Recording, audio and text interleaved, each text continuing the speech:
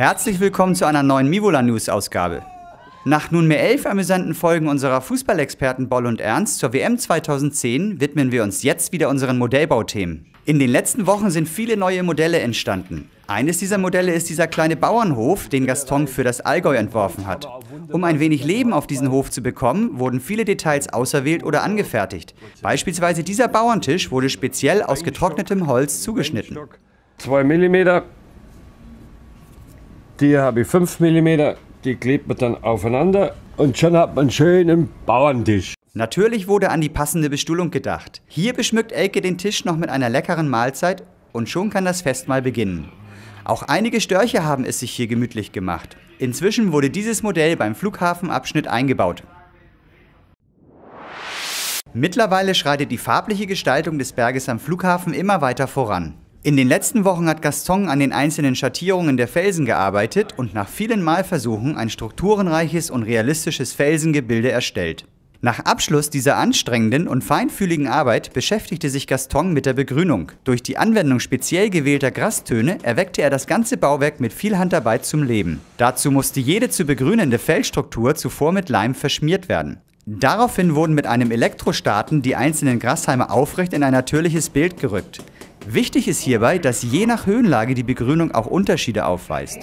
Denn an der Spitze eines hohen Berges wächst von Natur aus wenig bis gar kein Gras. Bis zur endgültigen Fertigstellung sind hier allerdings noch etliche Bäume zu pflanzen und zahlreiche Details anzufertigen.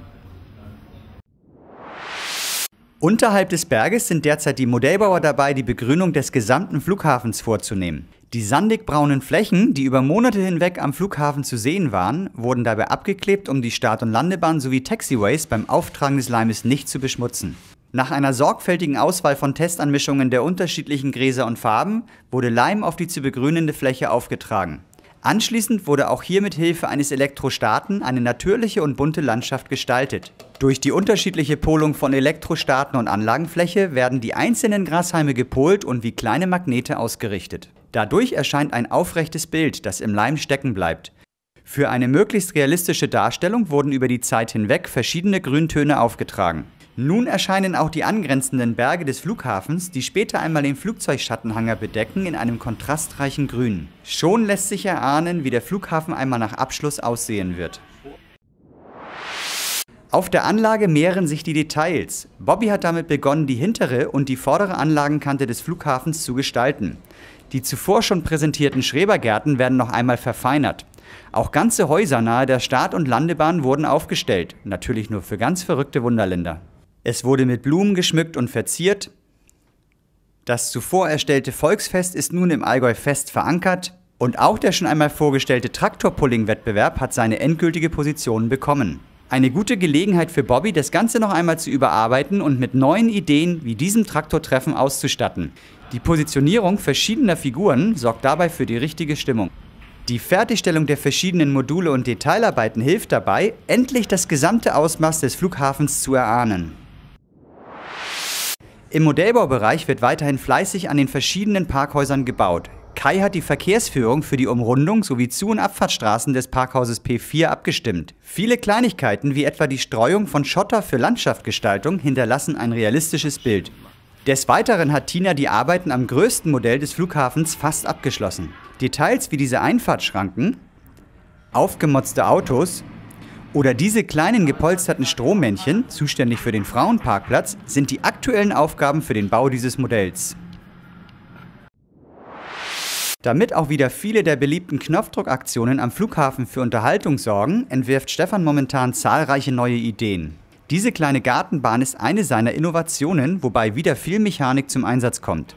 Der kleine Zug fährt über Magneten seine Runden durch den Garten und ist somit die erste funktionsfähige Gartenbahn des Wunderlandes.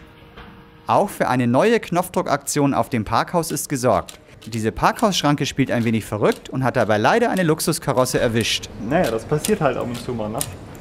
Wenn so eine Schranke mal ein bisschen verrückt spielt, dann kann das schon mal vorkommen, dass so ein Auto ein bisschen hochgeschoben wird. Wir hoffen, dass Stefan uns auch weiterhin noch mit vielen dieser Aktionen unterhält. Ist ja noch nicht wirklich fertig. Ab und zu kommt es sogar im Wunderland vor, dass Technik ihren Geist aufgibt oder durch moderne Verfahren ersetzt wird. Diese Asphaltarbeiten-Knopfdruckaktion aus der Schweiz hat neue Technik bekommen, um den hohen Ansprüchen der Besucher auf längere Zeit standzuhalten.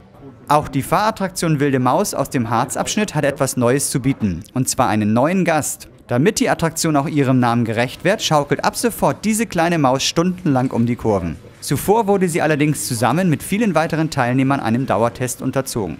Das war's auch schon wieder mit den Mivola News für diesen Monat. Vielen Dank fürs Zusehen, bis zum nächsten Mal. Oh, jetzt habe ich aber ein bisschen Angst. Es ist aber hoch hier.